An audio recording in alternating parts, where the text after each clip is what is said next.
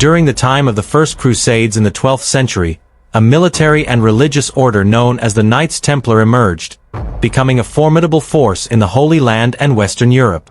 Their growth and accumulation of wealth aroused the envy and resentment of powerful rulers and religious leaders. Between 1306 and 1307, King Philip IV of France and Pope Clement V declared them heretics and seized their immense wealth. Several knights were arrested and tortured, including their Grand Master. The torture included branding, eye extraction, stretching on the rack, and many other atrocities. If this is your first time on the channel, subscribe now so you don't miss any important content about the darkest chapters of our history. What did the Templars do to deserve these punishments? From satanic rituals, despite being Christians, to homosexual activities among them? Stay tuned to uncover the history and atrocities of the Templars. We also know that the knights were the target of a conspiracy to seize their immense wealth. The French king owed the Templars large sums of money that he neither had the means nor the desire to repay. The Pope was also jealous and anxious about the knights' power, wealth, and popularity. He too wanted money. But who were the Templars, and how did they become so rich? The Knights Templar, more formally known as the Poor Fellow Soldiers of Christ and of the Temple of Solomon, were organized during the time of the First Crusades. During this period, Christians from Western Europe traveled to the Holy Land to expel Muslim rulers from the region, which was home to some of Christianity's most sacred sites. Interestingly, Muslims also referred to Christians in the same way. The Catholic Church and the Catholic kings of Europe expected the Crusaders to drive Muslims out of the Holy Land, but reality was different. Despite some initial victories, the Muslims were not completely expelled, and the fight continued. However, the Templars did not stop there. As they became an influential order, they began receiving land, donations, and special privileges from the church and the nobility. They established preceptories throughout Western Europe that functioned not only as fortresses but also as a form of primitive banking.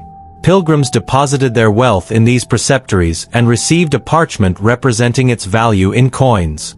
The Templars avoided charging interest, making them something like the first multinational corporation. How did they become so wealthy? It is important to mention that the history of Hugh de Payens, the founder of the Templars, is uncertain. He may have been a real person, but information is limited.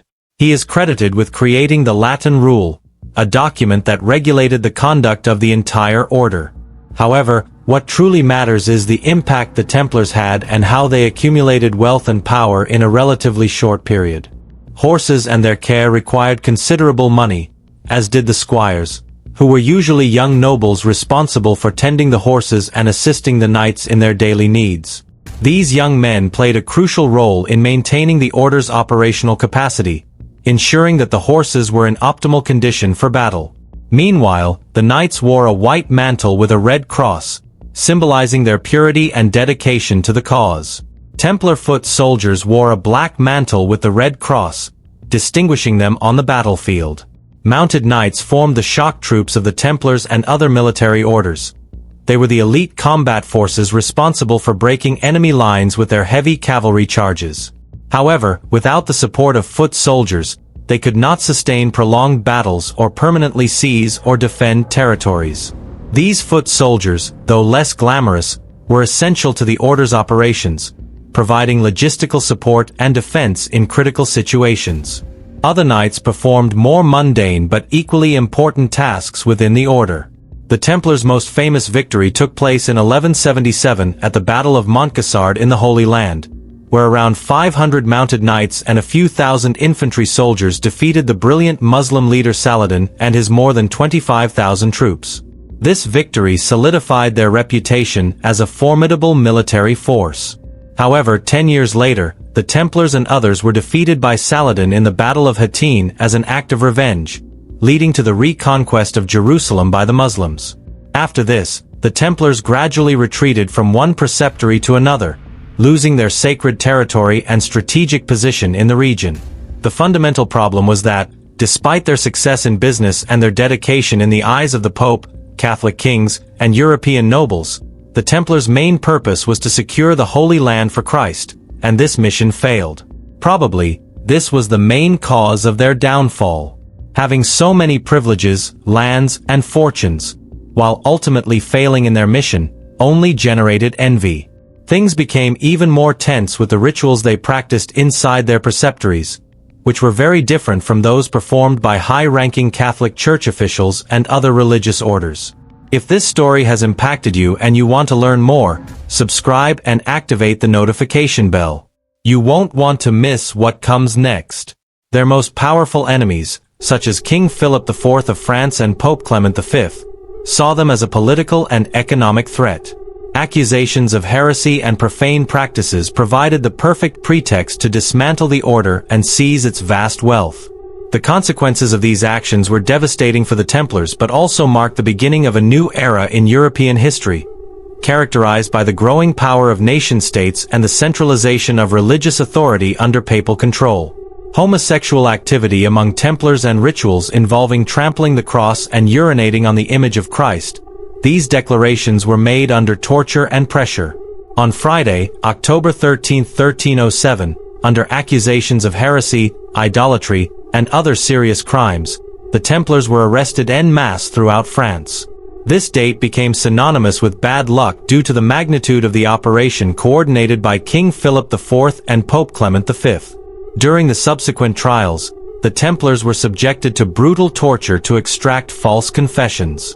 They were accused of heretical practices such as idol worship, the denial of Christ, and conducting secret rituals. Under extreme pressure and pain, many Templars confessed to crimes they had never committed, hoping to end their suffering. On March 18, 1314, Jacques de Molay, the last Grand Master of the Order of the Temple, and several of his most loyal followers were burned alive at the stake as heretics.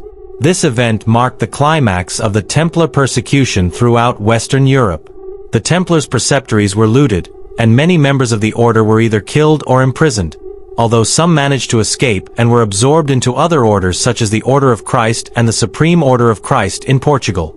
The Templars, as an organized and powerful order, came to an end, and the order was completely dissolved by papal decree. However, the story did not end there. It is said that before his death, Jacques de Molay pronounced a curse from the stake, predicting that both King Philip IV and Pope Clement V would die within a year and that Philip's royal lineage would be extinguished. Surprisingly, both the king and the pope died within 12 months, and Philip's lineage was extinguished, just as the curse had foretold. If you've made it this far and learned something new from our stories, subscribe and activate the notification bell so you don't miss our upcoming videos. Together, we can uncover and remember the truths that history often tries to hide.